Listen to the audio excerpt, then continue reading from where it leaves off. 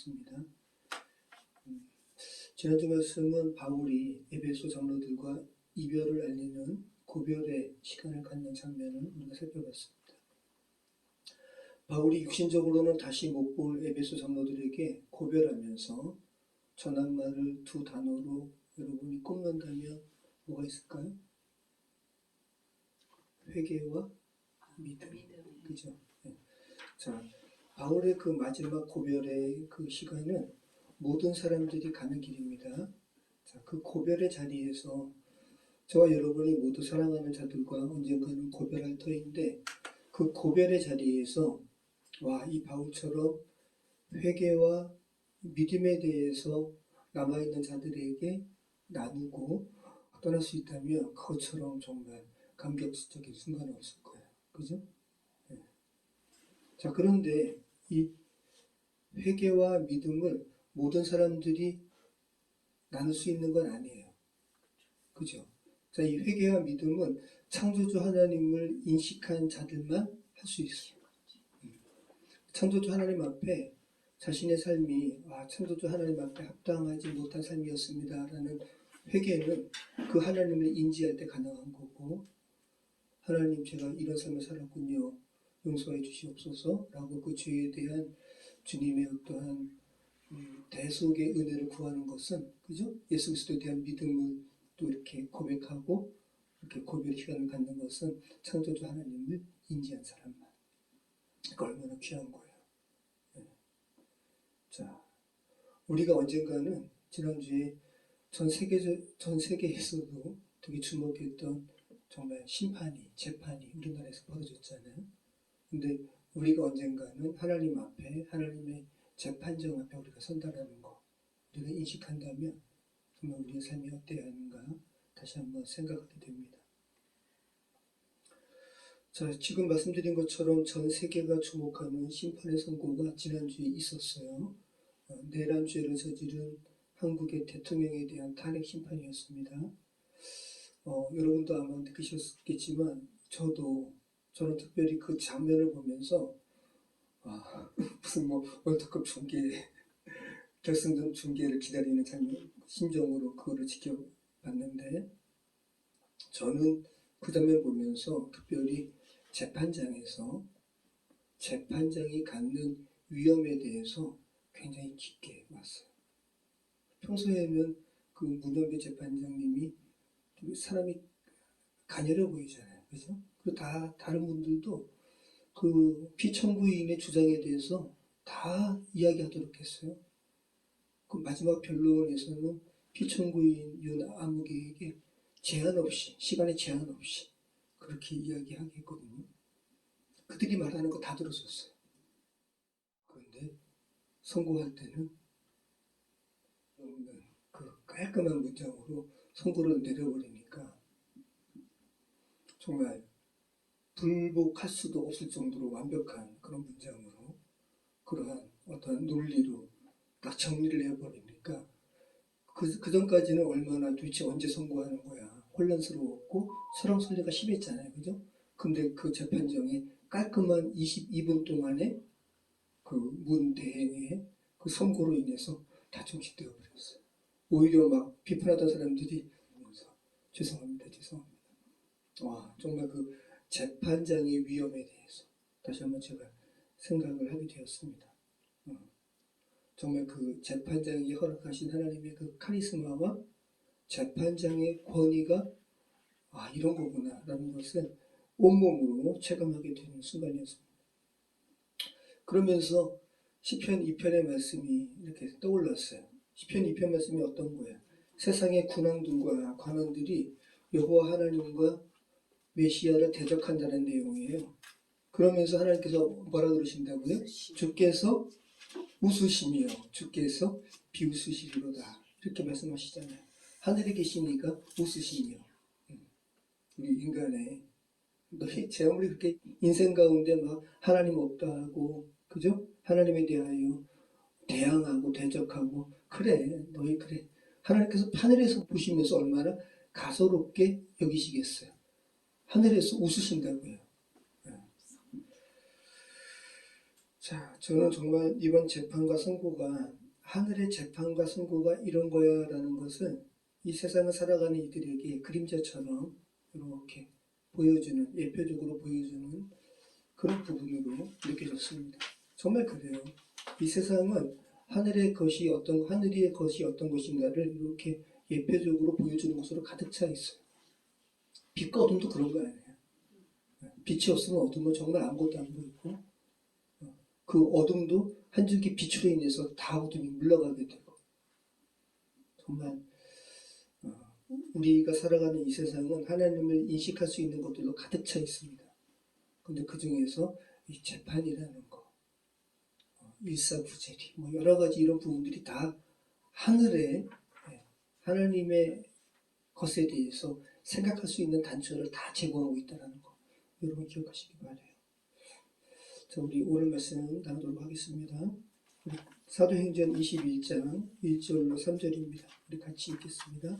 우리가 그들을 작별하고 배를 타고 바로 고스로 가서 이튿날 로도에 이르러 거기서부터 바다가로 가서 베니게로 건너가는 배를 만나고 타고 가다가 구브로를 바라보고 이를 왼편에 두고 수디아로 항해하여 두로에서 상륙하니 거기서 배의 짐을 풀려 함이로라. 굉장히 긴 거리거든요. 그런데 그리고 지금 이 장면은 역사상에서 사라졌어요. 지나가고 만 거니까. 근데 굉장히 누가가 자세하게 설명하고 있어요. 특별히 바울 입장에서 구브로 1차 전도여행 때 바나바의 고향이었던 구브로에서 선교했잖아요. 구브로를 왼편으로 바라보고 이렇게 페니키아 두로로 가는 장면을 누가가 기록하고 있다는 거예요. 바울이 구브로를 바라봤다는 거예요. 이런 거 생각해 보시기 바라요. 굉장히 생동감이 있습니다. 자, 우리가 그들을 작별하고, 이 우리는 누가를 포함한 바울의 일행 9명인데 누구와 작별했다는 거예요? 에베소 장로들과 작별하고, 이 작별하고라고 번역된 단어가 아포스 파스텐테스라는 말이거든요. 두 사람이 붙어 있는 것을 억지로 떼는 걸 의미해요. 여러분 풀로 두 종이를 붙였어요. 억지로 뗄 때 그 종이 입장에서는 어때요? 찢어지죠? 고통스럽잖아요. 그걸 이야기하는 거예요. 정말 바울이 3년 6개월 동안 사역했던 에베소 장로들과의 그 끈끈함, 정말 하나님의 사랑으로 온전히 결박된 그것을 억지로 이렇게 끊어지는 그런 바울의 고통, 또 에베소 장로들의 그 안타까움을 표현하는 단어죠. 자, 그래 억지로 그렇게 작별하고 바울 일행이 고스에 정박했습니다. 밀레도에서 100km 거리예요. 그래서 배로 하루길입니다. 낭만과 예술의 도시였다고 그러고 미술학교, 미술대학교, 현대말로 이야기하면 미술대학교와 의과대학이 있었던 도시가 이 코스라고 그래요. 그래서 의대생들이 선서하는 게 있죠. 히포크라테스의 선서. 그 의학의 원조라고 할 수 있는 히포크라테스가 이 코스 출신이라고 합니다. 자, 이 코스에서 도착한 후에 다시 이튿날에는 코스에서 이제 또 150km 떨어진 로도에 도착합니다. 이 로도스라는 섬이에요. 자, 이 로도스 섬에는 당시에 바울이 봤을 거예요. 당시에 지진으로 무너져가지고 해안가에 엎드러져 있는 고대 7대 불가사의 중에 하나예요. 로도스의 거상이 그 로도스 섬의 해안가에 있었어요. 자, 고대의 7대 불가사의가 뭐라 그랬죠? 우리가 그 사도행전 살피면서 고대 7대 불가사의 중에 오늘 로도스의 거상까지 3개를 살펴보게 되거든요. 첫 번째는 고대 7대 불가사의 중에 현재까지 현존하는 게 있어요.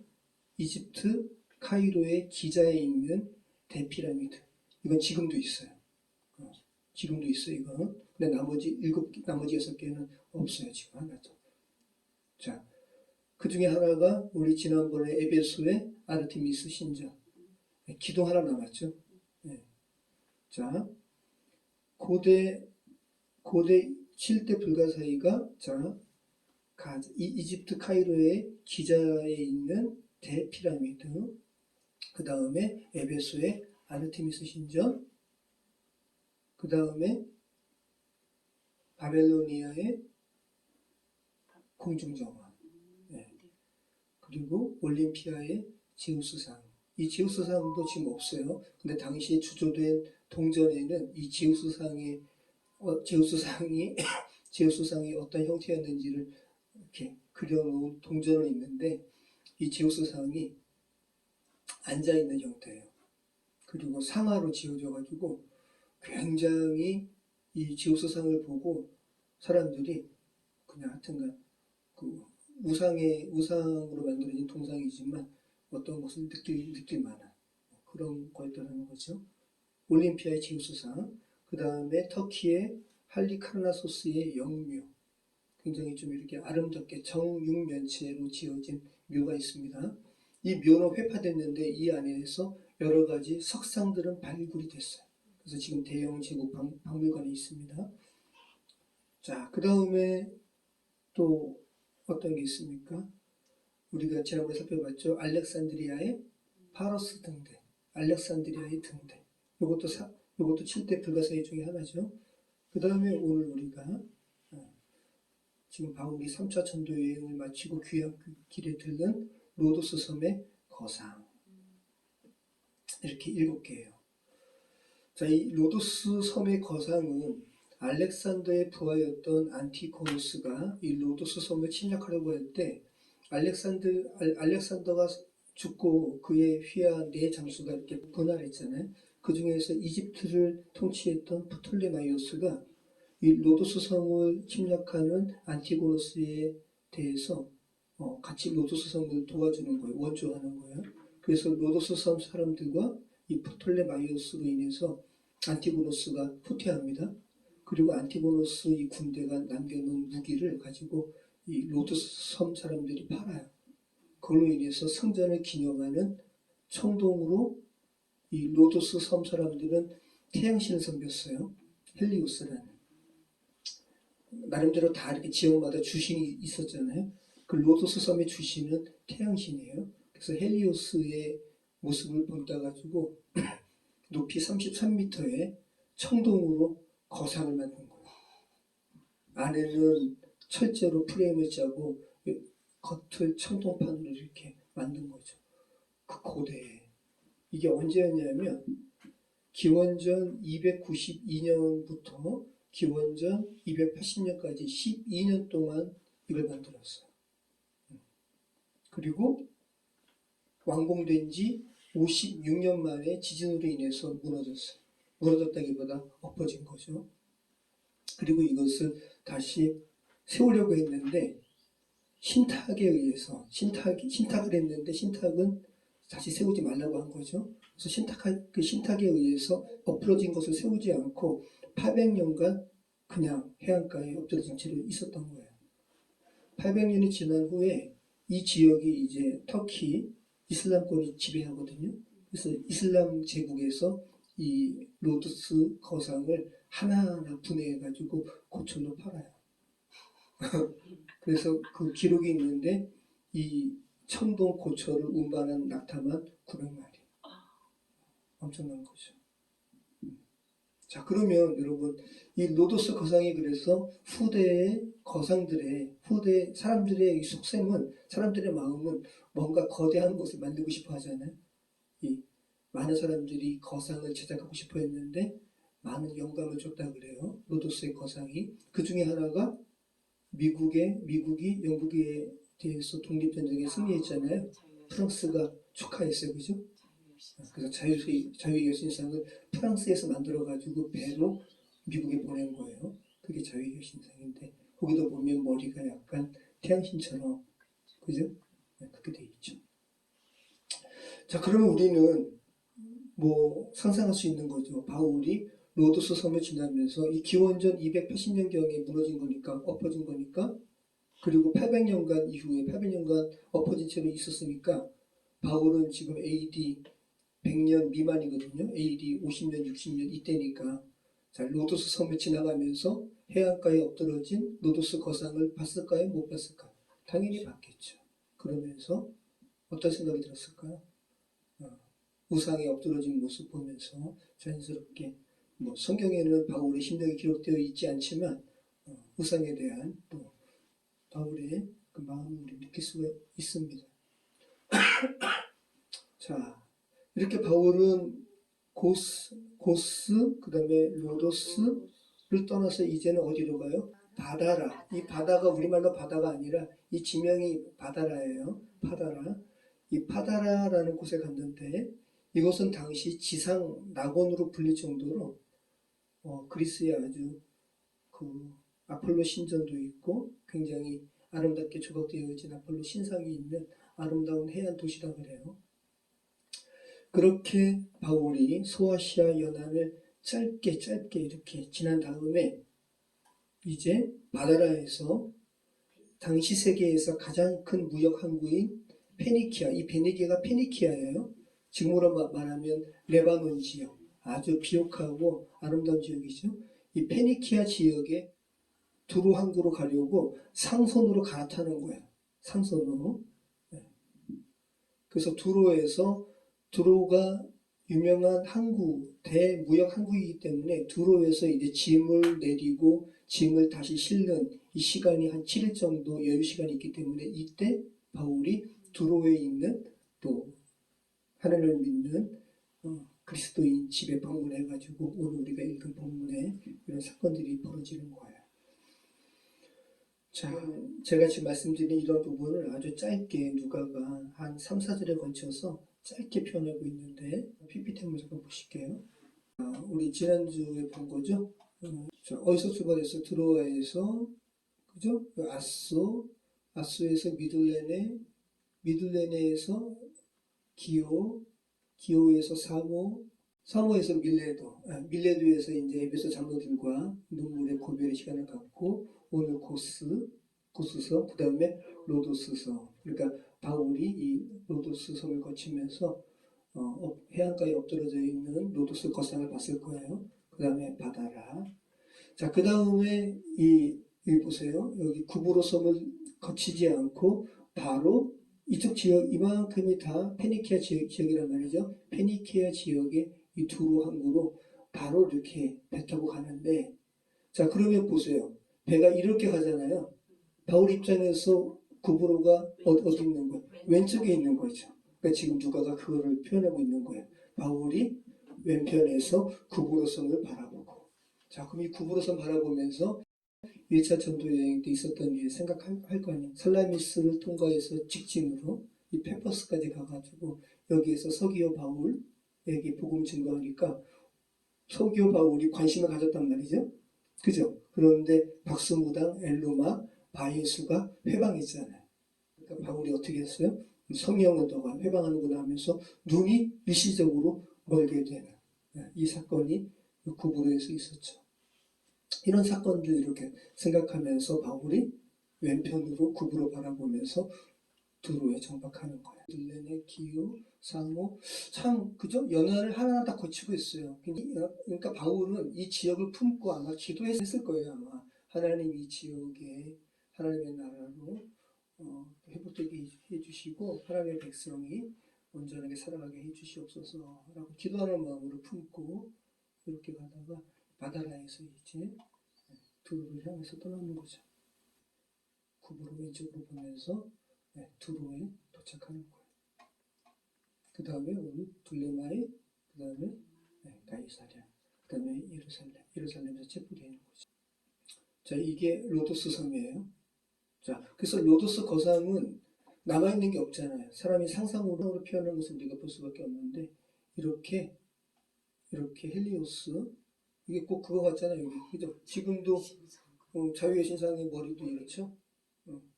헬리오스, 로도스 거상이에요. 청동으로 만들어져 있습니다.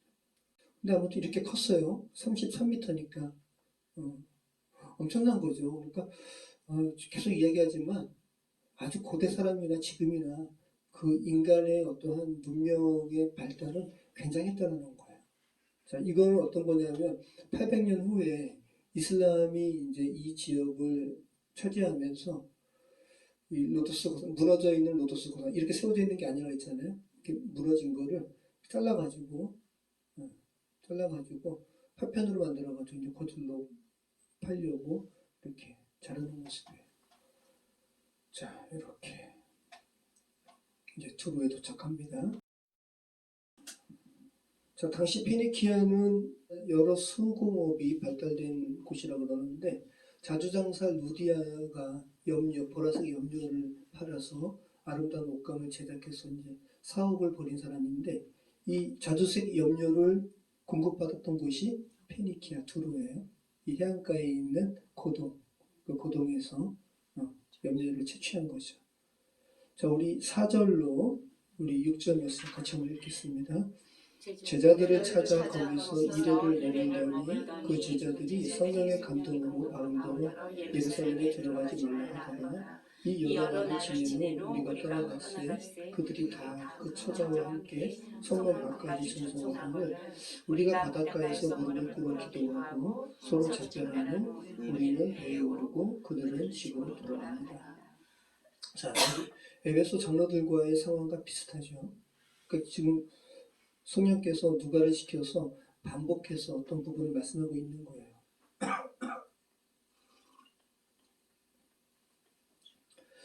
자, 두로에서 이제 짐을 풀고 다시 짐을 싣는 그런 일련의 여유 시간이 생기니까 바울이 제자들을 찾아서 일회가 며칠이에요? 7일. 네, 7일. 7일 동안 머물면서 제자들에게 성령께서 감동하셔서 바울더러 이야기하는 거죠. 바울 선생님, 예루살렘에 들어가면 당신께서 해를 받게 된다고 성령께서 우리에게 알려주시는데 들어가지 마십시오 라고 이야기하는 거죠. 자, 이 비슷한 말을 바울이 에베소 장로들에게도 했죠. 내가 지금 예루살렘에 가면 해를 받게 된다고 내가 각 성에서 성령께서 내게 말씀하셨다. 그러면서 나는 가야 된다. 그리고 에베소 장로들이 이 말을 듣고 슬퍼해서 울었단 말이죠. 똑같은 것이고 이 여러 날을 지내고 우리가 떠나갔을 그들이 다 그 처자와 함께 아내와 아이들과 함께 성문 밖까지 나와서 전송하고 바닷가에서 무릎을 꿇어서 또 함께 기도하고 서로 작별하고 똑같은 것에 작별 또 나오네요. 우리는 배에 오르고 그들은 집으로 돌아가니라. 자, 두로에서 다시 배를 탄 거예요. 짐을 싣고. 그래서 이제 아마 둘로마이에 가서 아마 하산한 것 같아요. 자, 그러면 여러분 생각해 보시기 바래요. 성령께서 제자들에게 바울이 예루살렘에 가면 해를 받게 됨을 알려주시잖아요. 이게 그러면 제자들에게 성령께서 너 바울에게 말해. 예루살렘에 들어가지 말라고 라고 말하라고 알려주신 게 아니라는 거예요. 왜냐하면 바울도 성령의 감동으로 예루살렘에 가는 거잖아요. 이해되시죠? 자, 그러면 왜 하나님께서는 바울더러는 너가 예루살렘에 가서 해를 받게 되더라도 예루살렘에 가야 된다는 걸 알려주시면서 왜 주변 사람들에게도 왜 똑같이 이 상황을 알려주셔가지고 가지 말라고 못 가게 이렇게 만류하는 상황을 왜 만드실까? 하나님의 이 상황에 대한 하나님의 마음은 뭘까? 한번 생각해 보시기 바래요. 왜 그럴까요? 우리 같이 이런 부분도 생각했으면 좋겠습니다. 자, 우리 사도행전 21장 우리 7절로 또 12절까지 같이 읽겠습니다. 도로를 떠나 항해를 다 마치고 돌레마에 이르러 형제들에게 안부를 묻고 그들과 함께 하루를 있다가 이튿날 떠나 가이사라에 이르러 7 집사 중 하나인 전도자 빌립의 집에 들어가서 머무르니라. 그에게 딸 넷이 있으니 천으로 예언하는 자 여러 날 머물러 있더니 아가보라 하는 한 선지자가 유대로부터 내려와 우리에게 와서 바울의 띠를 가져다가 자기 수족을 자랑하고 말하기를 성령이 말씀하시되 예루살렘에서 유대인들이 이같이 이띠 일자를 조각하여 이방인의 손에 넘겨주리라 하거늘 우리가 그 말을 듣고 그것을 가지고 더불어 바울에게 예루살렘으로 올라가지니라 권하니. 자, 또 돌레마이에 와가지고, 그죠? 돌레마이, 그 다음에 이제 가이사랴, 돌레마이에서 하산한 다음에 가이사랴까지 이제 내륙으로 올라가서 빌립 집사의 집에 거했는데, 빌립 집사 특별히 누가가 어떤 부분을 이야기해요? 빌립 집사에게 딸 4명이 있었는데 예언하는 자야. 그러면서 그 예언하는 안 하죠. 안 하지만 우리는 계속 반복된 것으로 우리는 연상할 수 있는 거예요. 빌립의 4딸들도 아마 예언하면서 바울 선생님 예루살렘에 가면 또 해를 받게 될 거예요 라는 것을 예언했다는 것을 우리는 이 행간에서 우리는 읽을 수 있어요. 그 다음에 갑자기 또 유대에서 누가 내려와요? 아가보라 하는 선지자가 내려와가지고 아주 실물적인 것으로 바울이 예루살렘에 가서 당하게 될 것을 묘사하죠. 바울의 띠를 가져다가 자기 수족을 묶고 이렇게 체포돼서 끌려가는 것을 아가보 선지자가 보여주면서 이 띠 인자가 예루살렘에서 이렇게 해를 받게 될 거라. 이 띠는 누구 건데? 바울. 자, 이렇게 실증적으로 시각적으로 이렇게 시청각으로 묘사를 하니까 이제 지금까지는 바울의 일행이 아니었어요. 바울이 예루살렘으로 가는 것을 만류하는 자들은 에베소 장로들, 또 두로의 그리스도인들 그랬는데 이 아가보 선지자가 이러한 시청각적으로 바울의 해를 당할 것을 묘사하니까 이제는 바울에 동행하는 자들마저도 만류하는 거예요. 누가를 포함한. 그러죠? 12절 말씀 보면 우리가 그 말을 듣고 이 우리는 누가를 포함한 사람들이거든요. 와, 그곳 사람들과 이제 같이 힘을 합쳐가지고 바울 선생님 예루살렘으로 가시면 안 됩니다. 지금 아가보 선지자마저 이렇게 체포한다고 말씀하시잖아요. 라고 지금 말리는 거예요. 드로에서 이제 돌레마이로 거치잖아요. 이 돌레마이는 구약 성경에서 악고라고 불렸던 지역이에요. 악고. 지금도 아크레라고 불려요. 그런데 당시에는 돌레마이라고 불렸는데 프톨레마이오스 2세가 이 성을 다시 도시로 확장할 때 자기 이름 따가지고 톨레마이라 진 거예요. 자, 이 프톨레마이오스가 또 유대인 사람의 헬라식 이름에도 반영됐다고 그랬죠. 나다나엘의 이 헬라식 이름은 바돌로메인데 바돌로메가 이 프톨레마이오스 이 이름을 딴 거예요. 자, 이 아가보가 오늘 처음 사도행전에 또 나오는 선지자가 아니죠. 사도행전 11장에 그죠? 큰 흉년이 있을 거라고 예언했잖아요. 그 아가보예요. 한번 보시죠. 사도행전 11장 27절로 30절. 그때 선지자들이 예루살렘에서 안디옥에 이르니 그 중에 아가보라 하는 한 사람이 일어나 성령으로 말하되 천하에 큰 흉년이 들리라 하니 글라우디오 때에 그렇게 되니라. 제자들이 각각 그 힘대로 유대에 사는 형제들에게 부조를 보내기로 작정하고 이를 실행하여 바나바와 사울의 손으로 장로들에게 보내니라. 자, 이렇게 아가보 선지자의 이 예언이 그러니까 하나님의 사람이라는 거예요. 그래서 아가보의 예언대로 이루어졌다는 거죠. 자, 이러한 아가보가 오늘 본문에 다시 유대에서 빌립 집사의 집으로 왔다라는 거죠. 그러니까 당시 그리스도인들이 서로 유대 관계가 있었다라는 거예요. 네. 빌립 집사의 집으로 와가지고 바울에게 재차 예언하는 거예요. 그럼 이 아가보 선지자 누가 보내신 거예요? 하나님께서 보내신 거예요. 자, 그러면 도대체 오늘 본문까지 이 아가보 선지자의 이 예언까지 바울이 예루살렘에 가면 해를 받게 될 것이라는 이 예언을, 이런 알림을 지금 몇 번째 하고 있는 거예요. 사도행전에서 누가가. 지난주에 에베소 장로들에게 바울이 고백했던 거 여러분 기억하세요? 한번 보시죠. 사도행전 20장 22절로 25절. 보라, 이제 나는 성령에 매여 예루살렘으로 가는데 거기서 무슨 일을 당하는지 알지 못하노라. 오직 성령이 각 성에서 내게 증언하여 결박과 환난이 나를 기다린다 하시나 내가 달려갈 길과 주 예수께 받은 사명 곧 하나님의 은혜의 복음을 증언하는 일을 마치려 하면은 나의 생명조차 저들도 귀한 것으로 여기지 아니하노라. 보라, 내가 여러분 중에 왕래하며 하나님의 나라를 전파하였으나 이제는 여러분이 다 내 얼굴을 다시 보지 못할 줄 아노라. 예. 20장에서 에베소 장로들에게 이렇게 고백했어요. 자기가 지금 성령께 메인바되어서 예루살렘으로 가는데 성령께서 내가 지나온 여러 성에서 이미 말씀하셨다. 예루살렘에 가면 내가 체포될 거라고. 자, 벌써 여러 번이에요. 그러니까 지금 에베소 장로들에게 말한 것을 그냥 단순하게 두 번째라고 한다면 오늘 본문에 그죠? 두로의 제자들에게 세 번째고 가이사랴의 빌립 집사의 네 명의 딸들에게 네 번째고 유대에서 온 아가보 선지자에게 지금 다섯 번째 이렇게 너 예루살렘에 가면 해를 당할 거야 라는 것을 반복해서 말씀하시는 것을 누가가 사도행전에서 쓰고 있잖아요. 그죠? 자, 그러면 왜 그럴까요?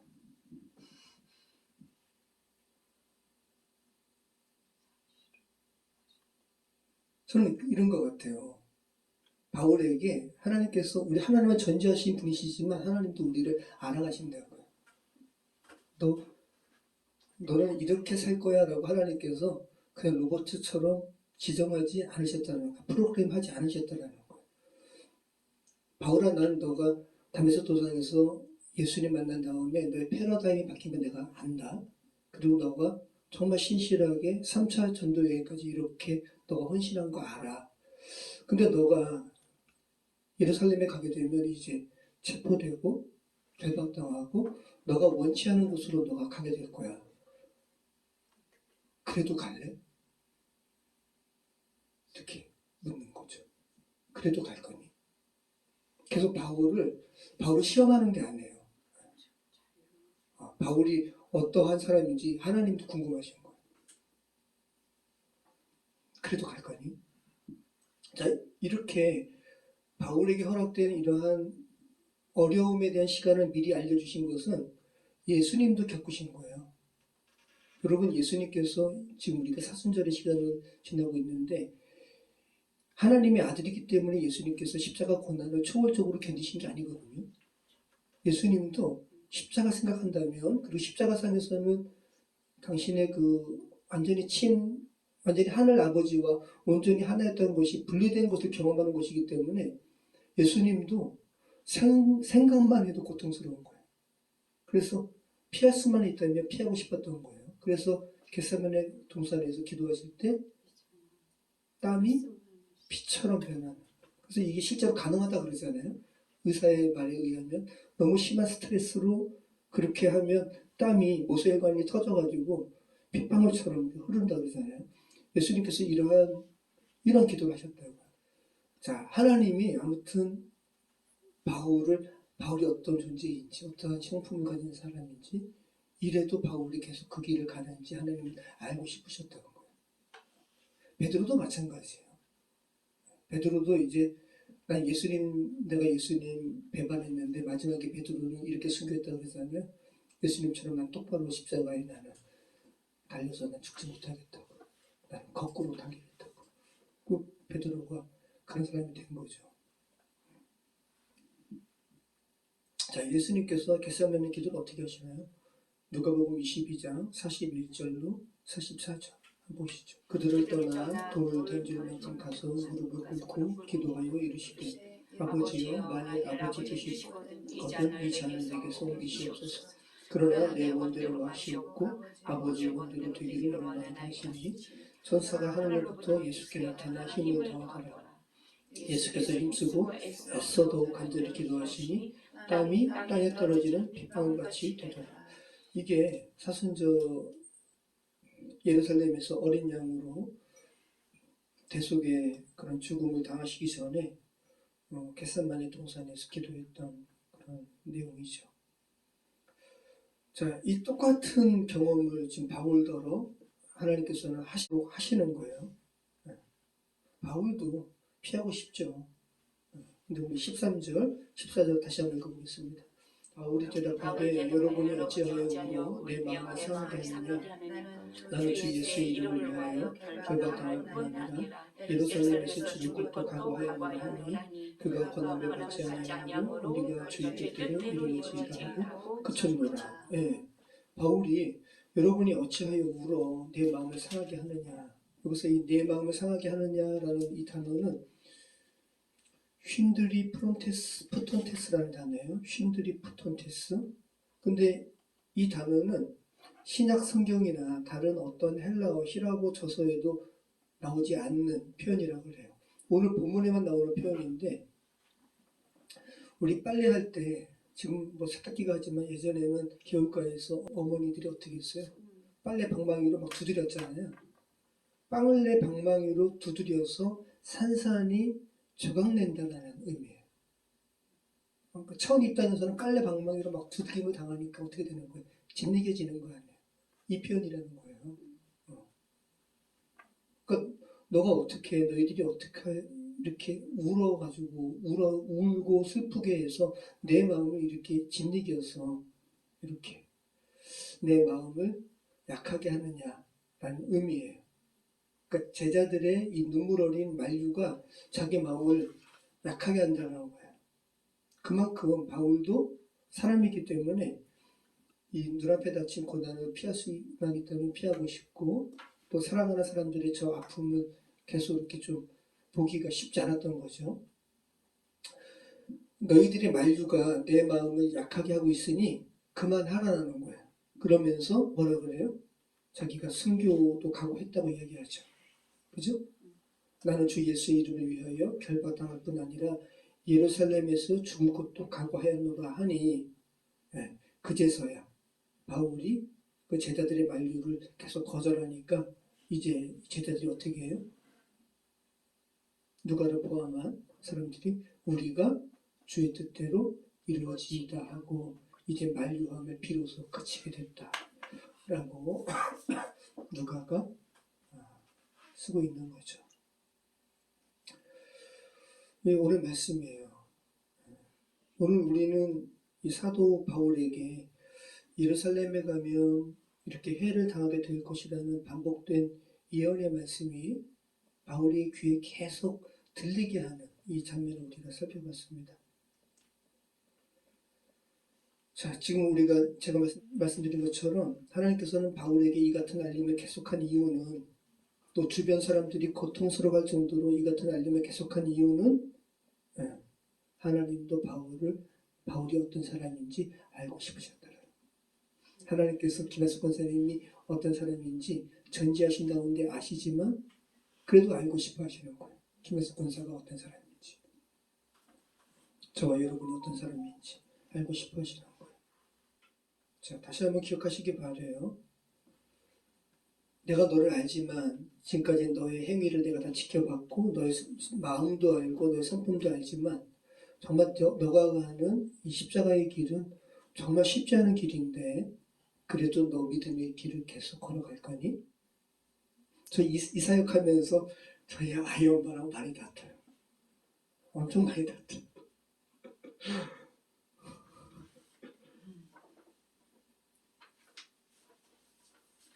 그래서 하나님 앞에 제가 이거밖에 안 된다는 거를 하나님 앞에 보여드릴 때가 너무 많죠. 그때마다 자괴감 들죠.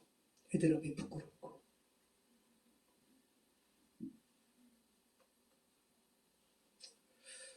여러분, 지난주에 서두에도 잠깐 제가 살펴봤지만 우리가 그토록 기다렸던 윤 아무개의 탄핵 선고가 있었잖아요.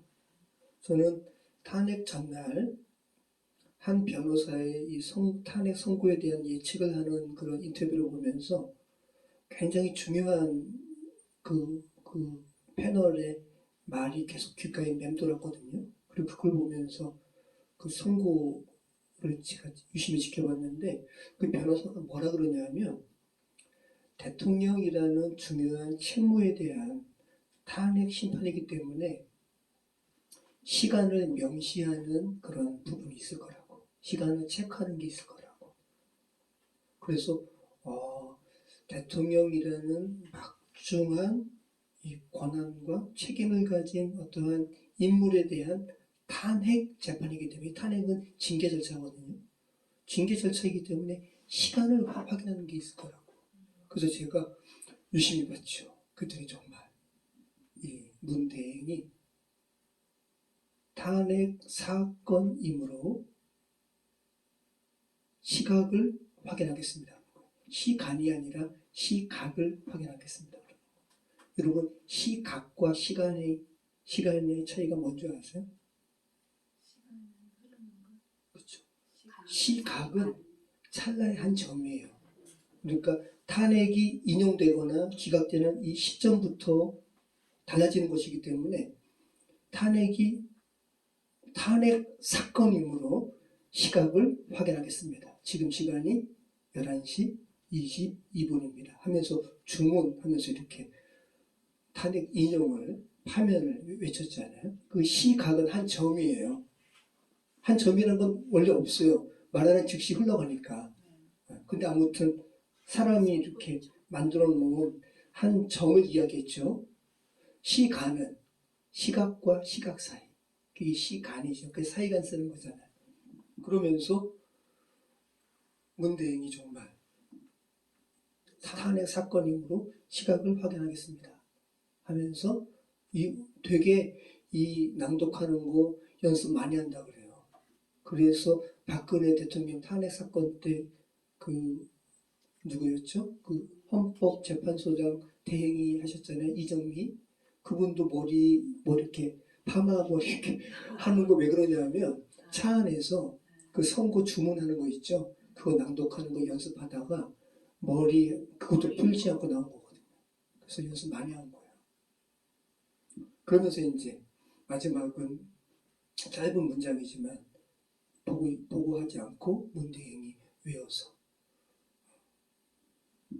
파면한다. 이렇게 한 거죠. 굉장히 중요한 단어로 가득해요. 탄핵 사건이므로 시각을 확인하겠습니다. 너무 중요한 단어로 가득 차 있는 거예요, 여러분. 여러분 탄핵이 뭔 줄 아세요? 한자로 총알탄의 꾸짖을 핵이에요. 그래서 이 탄핵은 말 그대로 총알탄, 이 활과 총탄, 무기를 의미하는 거예요. 그래서 이제 상처 주는 거잖아요. 힐책하고 힐책한다는 의미예요. 총알탄. 그리고 꾸짖을 핵. 힐책하고 또 꾸짖는 거예요. 그래서 이 탄핵은 고위 공무원이기 때문에 많은 책임을 부여했잖아요.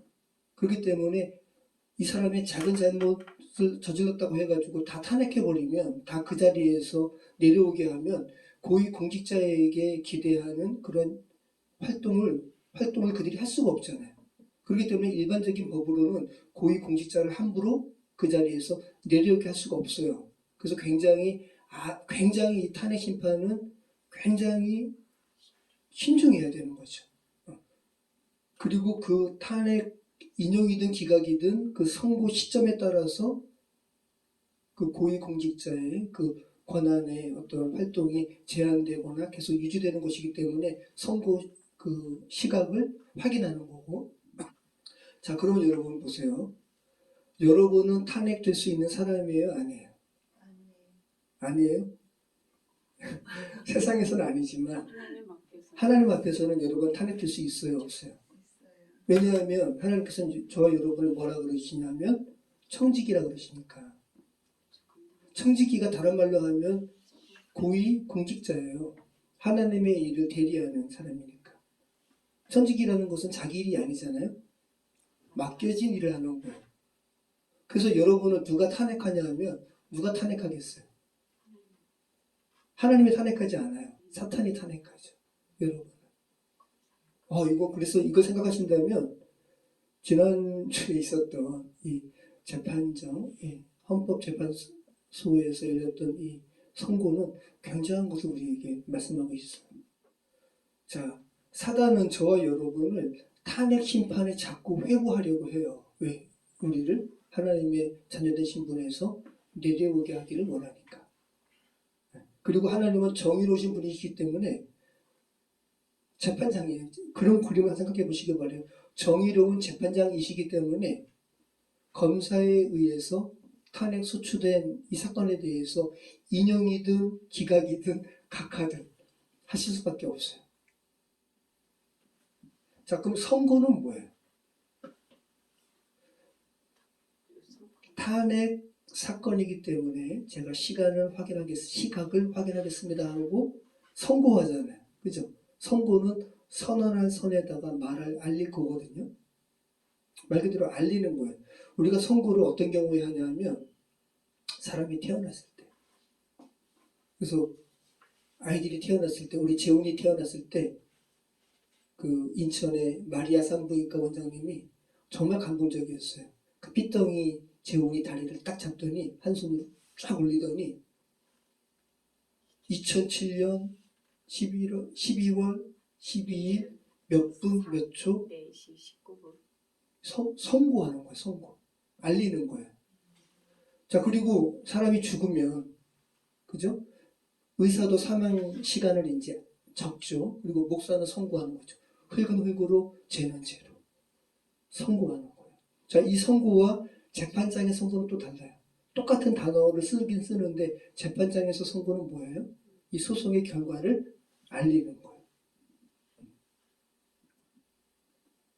그래서 한 생명이 태어난 이 핏덩이를 발을 잡고 이렇게 올려서 선고하는 거잖아요. 한 생명이 주께서 허락하신 시점 동안, 시각 동안 하나님 앞에 책임 있는 존재로 살아가는 거, 선고하는 거예요. 그래서 그 시점을, 그 시각을 선고하는 거죠. 그 다음에, 그러니까 우리는 정말, 그죠? 한 점과 한 점 사이를 우리가 살아가는 거예요. 그리고 한 점과 한 점 사이에 그 삶의 어떤 행태를 가지고 사단은 탄핵하는 거고, 그리스도인이라면. 그리스도인이 아니면 사단은 탄핵할 것도 없어요.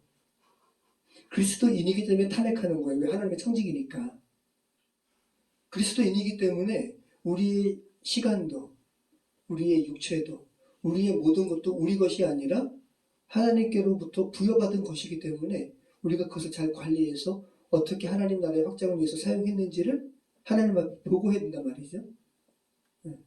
여기에 대해서 사단은 탄핵하는 거예요. 결국은 그러니까 그리스도인은 위임받은 존재라는 거예요. 위임. 마태복음 28장 18절로 20절 말씀 한번 보시면 그리스도인, 예수님의 제자된 사람들은 예수님의 권세를 위임받은 자들이거든요. 그러니까 청직이라는 말이에요. 자, 같이 읽겠습니다. 예수께서 나와 말씀하여 이르시되 하늘과 땅의 모든 권세를 내게 주셨으니 그러므로 너희는 가서 모든 민족을 제자로 삼아 아버지와 아들과 성령의 이름으로 세례를 베풀고 내가 너희에게 분부한 모든 것을 가르쳐 지키게 하라. 볼지어다 내가 세상 끝날까지 너희와 항상 함께 있으리라 하시니라. 자, 우리는 이렇게 예수님께 위임받은 자고, 자, 바울도 위임받은 자예요. 자, 사도행전 9장 15절에 아나니아에게 예수님께서 말씀하신 거죠. 아나니아는 저 사람 우리에게 많은 해를 끼친 자라고 제가 들었습니다라고 사울에게, 당시 사울이니까 사울에게 안수하는 것을 아나니아가 거부하니까 예수님께서 뭐라 그러세요? 같이 읽겠습니다. 주께서 이르시되 가라. 이 사람은 내 이름을 이방인과 임금들과 이스라엘 자손들에게 전하기 위하여 택한 나의 그릇이라. 그가 내 이름을 위하여 얼마나 고난을 받아야 할 것을 내가 그에게 보이리라 하시니. 네, 바울의 이 선교 여정 가운데 하나님께서 아까도 바울이 고백하잖아요. 각성에서 내가 예루살렘에서 해를 받게 될 것을 말씀하셨다. 미리 하나님께서 말씀하신 바예요. 그가 내 이름을 위하여 얼마나 고난을 받아야 할 것을 내가 그에게 보이리라 하시니. 자, 내 이름을 이방인과 임금들과 이스라엘 자손들에게 전하기 위하여 택한 나의 그릇이라. 네, 바울이 예수 그리스도의 이 사명을 위임받은 자라는 것을 말씀하고 있죠. 그래서 바울은 그 위임의 의미를 정확하게 알았어요. 그래서 에베소 장로들에게 주 예수께 받은 나의 사명이라고, 이 사명 이루기까지는 내가 이 경주 마치지 않을 거라고, 계속 달려갈 거라고 그렇게 이야기하는 거죠. 자, 저와 여러분도 주 예수께 받은 사명이 그리스도인이라면 있어요, 없어요? 있어요. 제가 주중에 어느 세미나를 갔는데, 나중에 이제 같이 나눌 건데, 하나님께서 우리를 부르신 필요에 대해서 생각하라는 거예요. 하나님께서 우리 김하숙 권사님을 왜 부르셨을까? 하나님께서 우리 전순아 집사님, 우리 토기장의 집의 식구들을 각각의 그리스도인으로 왜 부르셨을까? 필요가 있다는 거예요. 필요, 하나님의 필요. 그걸 생각하고 우리의 사명이 뭔가를 생각하신다면 조금 더 하나님의 마음에 가까운 그런 삶을 살 수 있겠죠. 필요. 자, 저와 여러분이 하나님의 청지기라는 사실을 기억하시기 바라요. 그렇기 때문에 사단은 우리를 고발합니다. 우리가 권한이 있기 때문에 책임도 있는 거예요. 그래서 사단은 소송하는 거예요. 그리고 저와 여러분이 정말 그리스도인이잖아요. 그 사단의 소송은 어떻게 될까요? 사단의 그 탄핵 소추는 어떻게 될까요? 기각됩니다. 정말 그리스도인이라면 기각될 수밖에 없는 이유를 바울이 디도서 3장 4절로 7절에서 그 이유를 말하고 있어요. 사단이 우리를 탄핵 소추하는 그 탄핵에 대해서 하나님께서 의로우신 재판장이신 하나님께서 기각 선고를 내리시는 그 이유에 대해서 바울이 이야기하고 있습니다. 디도서 3장 4절로 7절. 우리 구주 하나님의 자비와 사랑하심이 나타날 때 우리를 구원하시되 우리가 행한 바 의로운 행위로 말미암지 아니하고 오직 그의 긍휼하심을 따라 중생의 씻음과 성령의 새롭게 하심으로 하셨나니 우리 구주 예수 그리스도로 말미암아 우리에게 그 성령을 풍성히 부어주사 우리도 그의 은혜를 힘입어 의롭다 하심을 얻어 영생의 소망을 따라 상속자가 되게 하려 하심이라. 단순히 청지기의 어떤 기능을 떠나서 그리스도인으로서의 자격을 박탈하기를 원하는 이 사단의 소추에 대해서 그저 우리가 그 사단의 소추는 하나님께서 기각하실 것임을 바울이 정확하게 이야기하죠. 우리의 행한 바 행위에 따른다면 그 사단의 소추가 인용될 수밖에 없는데 그죠? 하나님께서 우리를 부르심은 우리의 행한 바 의로운 행위로 말미암은 것이 아니라는 거죠. 이건 어떤 신분에 대한 부분을 주께서 분명히 우리를 붙들고 계신다는 부분이고, 자, 그래서 사단은 정말 그리스도인을 탄핵 소추하지만 하나님의 은혜에 의해서 그 사단의 소추는 기각될 수밖에 없는 이 상황을 바울이 골로새 교회에 보내는 편지에도 설명하고 있어요. 골로새서 2장 13절로 15절.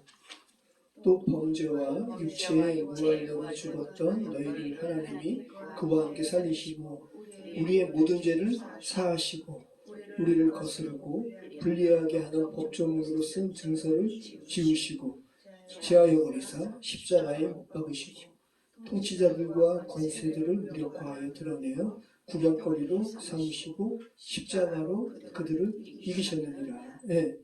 사단이 하나님의 자녀를 회방하여 대적하여 쓴 여러 증서들, 이게 뭐예요? 고소장들. 이 여러 고소장들을 하나님께서 어떻게 하셨대요?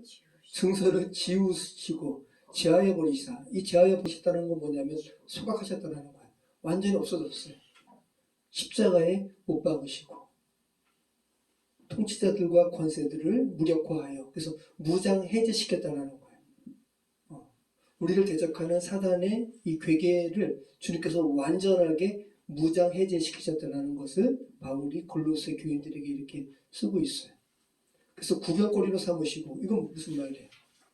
적군들 포로로 삼아가지고 완전히 패퇴된 적군들을 보면서 이제 적에 대해서 공격받은 이들이 오히려 이제 승리한 그 기쁨에 적을 이제 구경한다라는 그런 표현으로 완전히 그리스도인에 대한 사단의 이러한 공격을 주님께서 완전하게 이기셨다고, 십자가로 그들을 완전히 이기셨다고 바울이 쓰고 있는 거죠. 자, 여러분, 우리가 이미 그리스도인이기 때문에 사단의 어떠한 그리스도인 신분에 대해서 공격하는 것에 대해서 우리는 흔들리지 않습니다. 이런 부분을 바울이 명확하게 하고 있는데, 이미 그러면 우리가 승리된 존재라고 해가지고 우리에게 부여된 청지기의 삶, 내가 함부로 살아도 내가 그 청지기의 어떠한 이 책임을 망각해도 괜찮겠지라고 함부로 살게 될까요? 이 사실을 정말 알면? 아니죠. 그죠? 오히려 더 바울과 같은 심정으로 살아가게 될 거예요. 더 책임을 잘 하려고. 언젠가 주님께서 시각을 확인하실 거예요. 그죠? 그래서 오늘 우리 제목을 시각을 확인할 때라고 제가 적었잖아요. 언젠가 우리는 여러분이 태어나실 때 의사가 여러분의 발을 들고 선포하든 선포하지 않든 하나님의 여러분을 향한 기록에는 태어난 그 시점이 기록되어 있어요. 그리고 우리의 죽음의 그 순간이 최종적인 그 시각이 아니에요. 이 탄핵의 시각. 탄핵의 시각에서 주께서 탄핵 사건임으로 시각을 확인하겠습니다. 확인하시고 아무개는 이 탄핵의 소추권에 대해서 사단의 아무개를 향한 탄핵의 소추권에 대해서 이유 없음으로 기각한다. 라는 선고가